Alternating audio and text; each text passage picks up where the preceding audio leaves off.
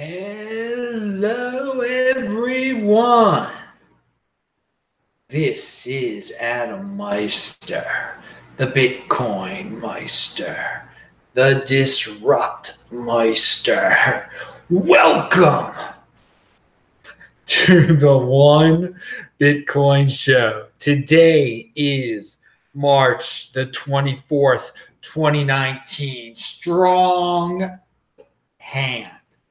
Long-term thinking, offended by selling, value your wealth in Bitcoin, unconfiscatable. One Bitcoin equals one Bitcoin.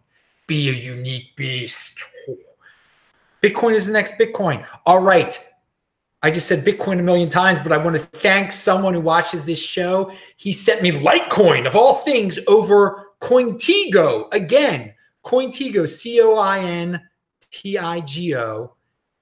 And the person said, it is nice that Cointigo allows you to send Bitcoin or Litecoin over SMS with no Wi-Fi and no Bluetooth. Yes, it is. And it was very nice of you to send me that Litecoin. And it's an interesting, I mentioned it a few times now, and people keep sending me stuff. So I'll keep mentioning it. It's, people are innovating in the space. Okay, so let's move on to the news of the day. Everything I talk about is linked below. I did forget to link to Cointigo, but I spelled it out for you guys. The great Bitcoin Tina, he's been on the show before, and I met him in person before. He's a nice guy, great guy. He's either quoting Matt Odell or Marty Bent or himself. And he says, there is no such thing as cold storage for centralized coin, for a centralized coin. And that is a great point. There is no such thing as cold storage for a centralized coin. One day you're going to get your Fed coin sent to you. What, you're going to put it on your Fed Trezor or whatever, or you're going to put it on your Trezor or the equivalent? No. And you think it's in cold storage? It's not. Because if it's a centralized coin, they can just erase it. They can just erase it. It won't exist anymore. Remove it from the blockchain, whatever. Turn the blockchain back. If it's centralized, they can do anything. So yeah, that is a great point. There is no such thing as cold storage for centralized coins. I never thought of it like that before. Now let's talk about some privacy. WasabiWallet.io. I linked to it below. I messed up the other day. I said it was a phone wallet. It's a desktop wallet. Okay, yeah, I can be wrong sometimes. Clearly, I don't have it. There's also a fake one out there, and I linked to the article about that, so be very careful. Also, there is an article that I haven't read yet, but everybody wants to hear about Wasabi Wallet, how great it is. So I'm providing the link below. And it is to, what is it called? Wasabi Wallet is unfairly private.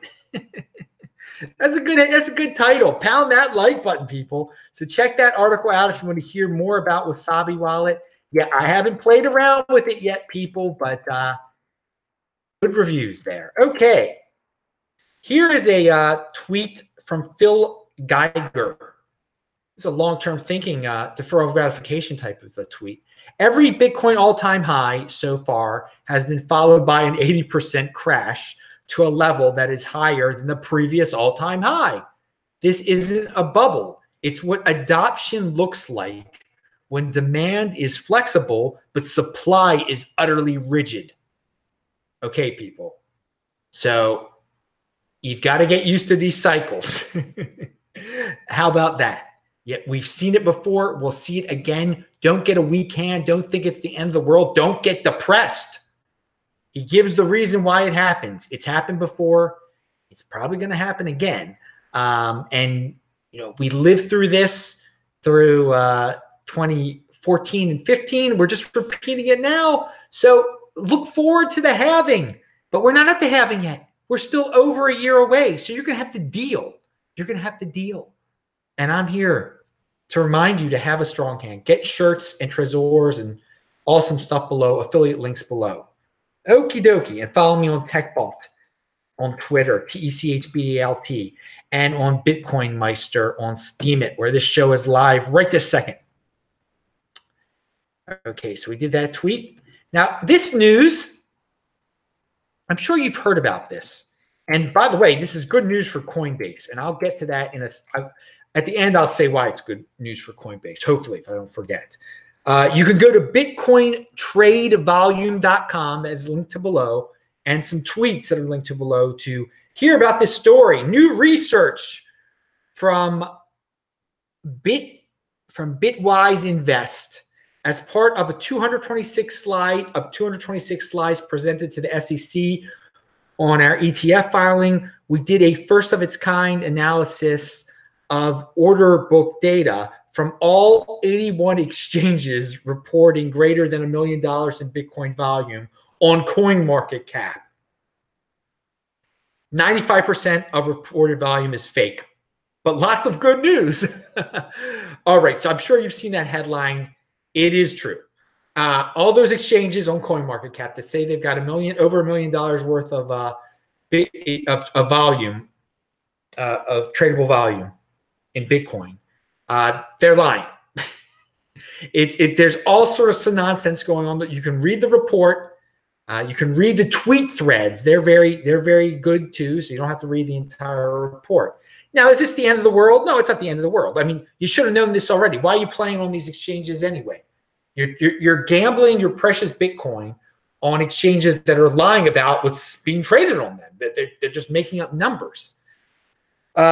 This is what you get in this space. This is what you get. And it doesn't bother me very much. I hold my Bitcoin on my Trezor. So who cares what you're doing on some exchange in Asia that is lying about everything that's on their exchange? But hey, personal responsibility is a new counterculture. You can go play over there if you want to. So let us read from this thread, again, from Bitwise Invest. When you remove fake volume, the real Bitcoin volume is quite healthy, given its market cap. Gold's market cap is $7 trillion with a spot volume of $37 billion, implying a 0.53% daily turnover. Bitcoin's $70 billion market cap would imply a 0.39% daily turnover. So that's 0.39% for Bitcoin, 0.53% daily turnover for gold. Very much in line with that of gold. Only 10 exchanges have greater than $1 million of real daily Bitcoin trade volume. Let me repeat that. Of those 81 exchanges, only 10 exchanges have greater than $1 million of real daily Bitcoin trade volume. They are Binance, Bitfinex, Kraken, Bitstamp, Coinbase, Bitflyer USA, Gemini, Itbit, Bittrex, Poloniex. Okay, so Coinbase is one of them. That's why it's good news for Coinbase. People have been ragging on Coinbase. They're actually telling the truth about what they're trading over there. The amount is, or it appears they are at least. They're telling the truth more so than the others, than most of the others. So, yeah, 95% fake trading volume. And Whale Panda really sums it up nicely here. And this is the reason why it's all fake. And by the way, check out Friday's This Week in Bitcoin. We talked about this subject matter. We talked about CoinMarketCap. Who was on the show? I'll get to. I'll say who was on. Ken was on the show, and VJ was on the show. Somebody else was on the show. So somebody real great was on the show, but I can't even remember who it was. We'll go. I'll say that in a second. Who the other guy is that I can't remember. But check that out. It's linked below. Saturday's show was also good. But again, Whale Panda says the exchanges can't get people trading on their. He uses a bad word, platform. So they create fake volume that shows up on CoinMarketCap. Then their salespeople contact coin devs and say, look at CoinMarketCap. We are a high volume exchange. Please give us $1 million to list your coin. So there you go, people. That is a great reason why they're faking the exchange, why they're faking their volume. They make themselves seem tremendous. Then they ask for bribes from altcoins to get on on the exchange. They're like, well, we're ranked number 10. We're ranked number 13 in the world. Look at this. You better pay us a lot of money to be on our exchange. And this has happened before. Hit BTC did this with Be Private back in the day, paid $500,000 in Bitcoin. And of course, you've heard what Dave Akers was on my show not this Thursday, past Thursday, but the Thursday before that. Hit BTC eventually demanded even more money from Be Private, because Be Private had a coin burn, and Hit BTC tried to lie and say they lost users Be Private in the coin burn, which is a lie, which it's impossible. And watch the Thursday show, you'll see why. But again, people are bothering. Excuse me, you're not bothering, but they're stating on Twitter to Dave, and I've seen this. They're like, well, why don't you guys just pay Hit BTC? Why don't you pay Hit BTC what they want? Hit BTC lies about their exchange volume. They lie about that they lost coins, and so Be Private should just pay them their demand, their extortion money. And that's ridiculous. But Dave put it great here. He says, Hit BTC demands money that they were not entitled to. Do you suggest paying everyone that asked for money that they are not entitled to? I mean, that's a great question. But there are people in this space that say, yeah, you pay the exchanges money they're not entitled to. Pay the exchanges when they lied. It's ridiculous. You got to take a stand at some point against or else they will just walk right over you, and they're going to be able to in the future demand these type of ransoms from all sorts of coins and people. Hit BTC lies, and they lied about the Be Private situation. They lie about their trading volume. But everybody, they're all lying, so they all can play this game with every coin out there and demand in the future if their financial situations aren't looking too bright. They can say, oh, you had a coin burn, or you had some issue and we lost your coins because it was your fault, and now give us coins back. Give us your coins that we lost. That's what's going on at Hit BTC. The only thing they possibly could have lost was coins that if the private keys of the Bitcoin that they had, if they were going to claim to be private for themselves instead of giving it to their users. That's the only, again, you watch the Thursday show, but it baffles my mind how there are people out there on Twitter, and they make themselves publicly pay the ransom, pay the ransom. I can't, they don't say pay, but that's what it is. Pay the ransom. Absolutely. You stand for nothing. Dave at Be Private, he has conviction. He stands for something. You don't pay off a freaking extortion racket like that. You don't do that. You just don't do that. And again, so let's go back. So exchanges, they lie about their value. This exchange tries to extort coins out of money. So this is what you get, people. And then you guys complain, well, I was trading some third-tier altcoin and I lost everything, and then they wouldn't give me my Bitcoin back. Dude, personal responsibility is the new counterculture. It's all out there. Don't deal with these exchanges. If you want to I guess, deal with those 10 that are somewhat honest that I read. I mean, again, Coinbase, love them or hate them, they're not faking it like the other ones are. They're not. And again, I want to use a decentralized thing. The very least you can do, if you consider yourself to be a trader or whatever, use BISC. Try BISC out, okay? You don't have to bribe anyone to be on there. They don't try to extort you, and it's decentralized as it gets in terms of exchanges. All right, and it's a learning experience. It's a learning test. It tests your crypto skills if you really know how to send Bitcoin. Which most people on these exchanges, I don't think they even know how to send half the coins that are on there, how to store half the coins. They keep them on the exchanges. And again, all this stuff that I've just said about the exchanges, and then you're all in shock when there's exit scams. And then you're all in shock when they get hacked, okay? They openly extort, they openly lie, and then you're in shock when they get hacked. You're an 80%er, probably. I don't know what you are if you're in shock, if you still want to store your coins at these places. It's unbelievable. But again, there are people out there on Twitter who say, pay the extortionists. So they're the same ones keeping their coins there. Good luck. Don't come to me saying, Meister, because you've got Bitcoin, now we want you to be taxed to pay for our losses. It ain't going to work that way. Bitcoin's unconfiscatable. Pound that like button. All right. Personal responsibility is the new counterculture. That is real life. That's why this freaking show is the best one out there, because it's not telling you to do insane things. It's telling you to do boring things. You hold your Bitcoin. You don't play around with these nonsense exchanges. And in the long run, you will be very happy. But most people are impulsive. Most people can't, they're unable to defer gratification. And hey, you can get that. You can go that way if you want to, or you can go this way. You can get with this, or you can get with that. You can get with this, or you can get with that. I'd rather get with this because this is where it's at. Remember that one, people? Pound that like button. All right. So I can hardly remember that one.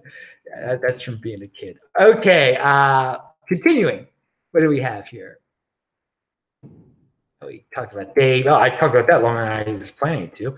Bitcoin's true market dominance. Somebody, I found this story on my own, and then somebody in the chat brought this article up the other day. It's by J.P. Thor. I don't know how the guy's name's pronounced. It's called Bitcoin's True Market Dominance, Analyzing Bitcoin's True Market Dominance, Taking Liquidity into Account. A new metric, volume-weighted cap, is derived and shows that Bitcoin has Pareto dominance, greater than 80% on the market. Good. That's a new way of analyzing the statistics. Maybe he flushes out all the nonsense altcoins that are inflated traded volume on all those exchanges that were just mentioned. Okay. Yeah. Bitcoin is I don't need to make up a new measurement. Okay. I know that Bitcoin is the dominant one out there. Is it 80%? Is it 60%? Is it 50%? Who knows? You want to deal with the best one. You want to deal with the rock. Sure, there's some other top tier altcoins. Why are you going to deal with the 7th tier ones on all these shady exchanges is beyond my comprehension. Well, it's because you think your coin is the next Bitcoin. You think you have some magical insight. You don't. You really don't. Okay. So, hey, you might get lucky once. You might get, and then you keep gambling. Again, gambling is luck. Some gamblers win. They definitely win. You're walking around Vegas, Atlantic City, wherever, you see people winning at the slot machine. You definitely do. But they're an outlier, and it's luck. It's total luck. And that's what you're, with these 5th tier and 6th tier points, 8th tier coins, 20th tier coins, that's what you're getting. And I can't believe people still want to do it. But people are going to still, the 80%ers are going to come. They still haven't come yet. We haven't seen the true altcoin pump yet, okay?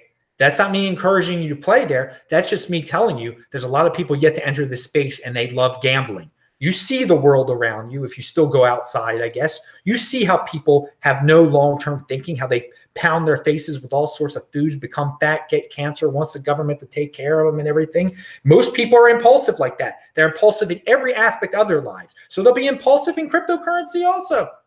They're already impulsive in their financial dealings. They're in debt totally. They'll get into cryptocurrency in debt. They'll just pay with their coins for their coins with credit cards and such. Okay, so but we've discussed all this in the past. Yeah, and Ken Bozak. How could I forget that Ken was on my show? I mean, it was as if I was doing what Ken Bozak does a lot, and my short-term memory had gone away. So yeah, it was Ken, VJ, and Haas. I don't even remember. I think I know. Did I remember? I don't even remember what I didn't remember. Pound that like button. I'm not making much sense. So Chris, my buddy Chris, who's the guy behind the Mimblewimble coin crypto dividend. Yes, he's messing around with Mimblewimble, which is the altcoin flavor of the month. And he's going to give it to all of us Bitcoin holders for free. And then we can do whatever we want to do with it. If we think Mimblewimble is cool, then I guess you can hold it. If you want more Bitcoin, then you can turn it into Bitcoin. It's free. I'm not complaining. The airdrop the sign-up starts on 4/20. Speaking of Ken Bozak, speaking of short-term memory loss, 4/20. So yeah, check that out. But Chris's article, it's called "Are You a Bitcoin Capitalist or a Bitcoin Socialist?" So again, we have people out there who immediately will attack Chris because he's making a crypto dividend for Bitcoin. Immediately, he's like some type of criminal or a horrible, evil person. How could anyone want to even deal with a person like Chris, even though they've never met Chris in person? You know, I've met Chris in person. He's a great guy. And so Chris wonders, he's being productive. He's producing a coin. We're getting it for free. people can make money off. Where's the harm here? There is no harm here. There's only harm here if you think that what Chris is doing is a threat to Bitcoin. It is not a threat to Bitcoin. You do not have true confidence in Bitcoin if you think all these altcoins could destroy Bitcoin, because they can't. They can't. You don't have true confidence in Bitcoin if you think these friendly fork, friendly airdrop crypto dividends are somehow against Bitcoin. They're not. There's some that are completely ridiculous, like Super BTC and all those. They were just ridiculous. They weren't threats. If you could claim them safely, then you could claim them safely. Good for you. Good for the guy in China who made them up. I don't care. They're crypto. They're ways of getting interest on your Bitcoin. One-time dividend payments. And we're going to talk about a guy, BlockFi, who was doing interest the other way when you gave them your Bitcoin and they would supposedly give you interest. Okay, I would much rather control my private key and get these free airdrops, get these free crypto dividends, get these free forks, whatever you want to call them, and just be like, thanks, Chris, you did something. You can, and again, is Chris doing this out of charity? No, he's not doing it out of charity. He and his team, they'll make some money off of this. Oh, what a sin. He made money off of giving us free coins because we held Bitcoin. It keeps our hands stronger. It is encouragement to hold your Bitcoin, getting these crypto dividends. And yeah, they all have little gimmicks, whatever, dude, good luck. May they become first tier altcoins. I don't care, because there are going to be some altcoins that survive. You want the crypto dividends you get for free. You want them to be successful for as long as possible so you can turn them into Bitcoin. More Bitcoin. Again, value your wealth in Bitcoin. Or do you value it in, I don't know, value it in like yelling at people on Twitter and saying that they are doing the wrong thing? All right, so Henry Law sent me 50 Hong Kong dollars. He said, talked to some OTC people in Hong Kong recently. Wealthy people are buying thousands of Bitcoin for their family funds since the drop from 6,000 to 3,000. Hold. Dude, that's great news. It doesn't shock me. People in Hong Kong are smart. They're long-term thinkers. They're savers. Guess what? People in America aren't doing that. Well, probably some are, but probably more, percentage-wise, more are doing it in Hong Kong and Singapore than are doing it in America. But no, people should, again, this is great. I'm going to read it again. Well, and people wonder why wealthy people are wealthy. Wealthy people are buying thousands of Bitcoin for their family funds since the drop from 6K to 3,000, for $6,000 or $3,000. Yeah, because wealthy people everyone tries to criminalize wealthy people, try to make them look they're lucky.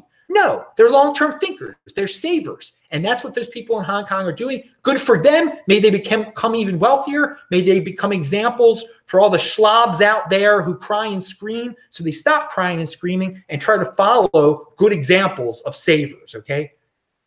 And you don't envy the wealthy. Emulate the wealthy. Emulate what they're doing. They're saving. They just don't buy fancy cars. That's not how they get wealthy. They buy some fancy cars on the side, but they invest again. They continue to invest and save. If you're a poor person, you can only do one of the two things. You can either invest and save, or you can spend. You really can't do both. Okay, so don't be a wild spender. If you're poor and you buy a Lamborghini, you're going to stay poor. If you're poor and you follow what Henry's buddies are doing in Hong Kong, you're going to end up rich. Pound that like button. Yeah, it's late at night. Just keep my voice down. We're sleeping. It's a religious neighborhood around here. Should be a okay. Yeah, and by the way, read Chris's article that I described above. It's a good one. So let's talk about BlockFi real quick. They posted it themselves. I linked to it, and I linked to a tweet about it also. And I'm going to read it. We also saw unanticipated demand for businesses like crypto hedge funds and VC firms. We found that these firms open large accounts on our platform as a way to bolster their returns. From the start, BIA was meant to be a consumer-focused product. While we greatly appreciate the widespread adoption of BlockFi's products, our mission is to provide the average crypto investor with the tools to build their wealth and invite new participants into the ecosystem. As a result, starting on April 1st, Only BIA balances of up to and including 25 Bitcoin or 500 Ethereum, equivalent to roughly $100,000 to $70,000 respectively, will earn the 6.2% APY interest rate. All balances above that limit will earn a tiered rate of 2% interest. So, everybody thought, oh, the 6% interest rate, let's give them a lot of my Bitcoin. And suddenly they say, no, we can't do that for everyone. If you give us too much Bitcoin and Ethereum, we can only give you 2% interest rate. I mean, does this sound good to you? Does this sound normal to you? Does this sound like someone you'd want to hand over your Bitcoin and Ethereum to? One day they're saying you're going to get 6% interest. Then the next day they say, oh, we got too much business, so we're only going to give 2% interest over a certain level. And then under that level, you get 6%. David Silver, a securities fraud and investment loss attorney, says this about the situation, and I link to it below. I don't often say I told you so, but I told you so. Get your money and crypto out fast. At least they're not faking interest payments and stealing money. I guess that's a good thing. Hey, dudes, if you want to play with some third party that says you're going to get interest, then you're going to get what you're going to get, dudes. Control your own private key and just collect those crypto dividends.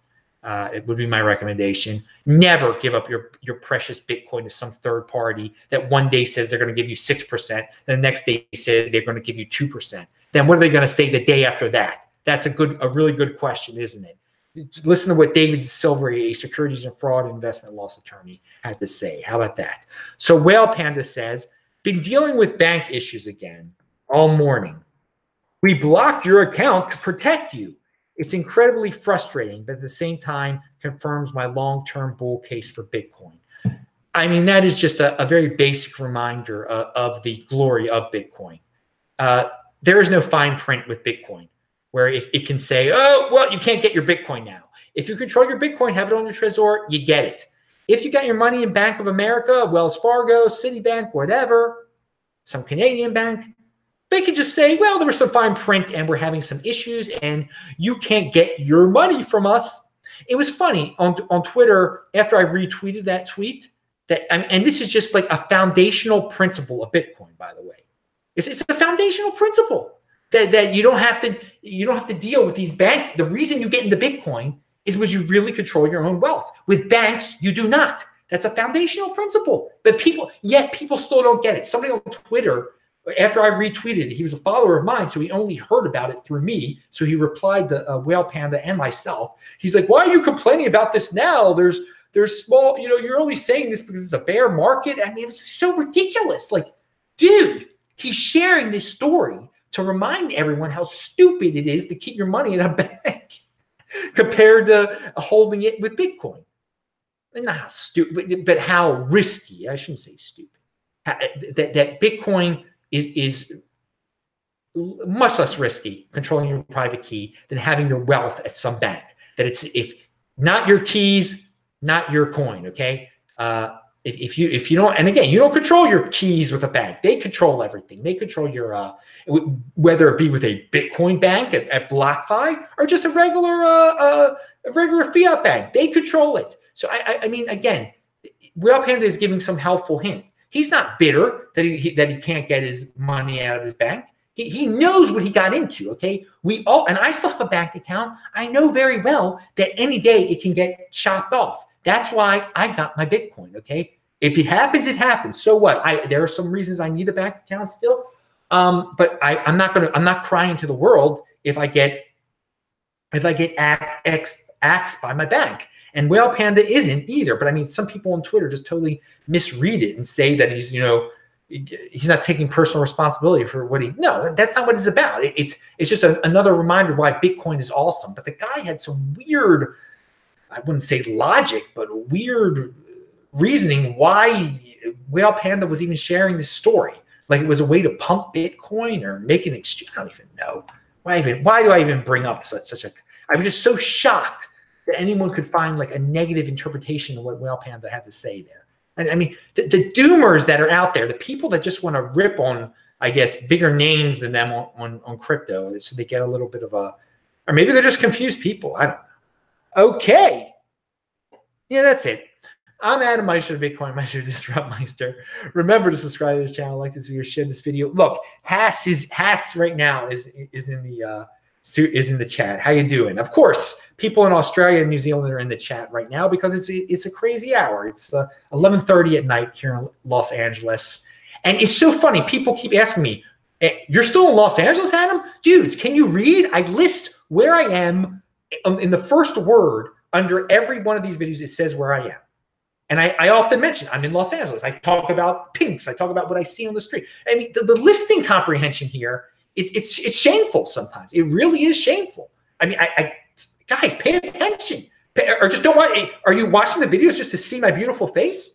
I mean, if that's your reason for it, then watch the videos to see my beautiful face. But I'd rather you pay attention. And again, we're in podcast form right now. For all of you people who can pay attention, that's all linked to below too. Pound that like button, bang that bell button, click on all those squares that are out there. I leave Los Angeles Wednesday afternoon. I will then be in Baltimore for over a month. I will see you guys later. Bye-bye.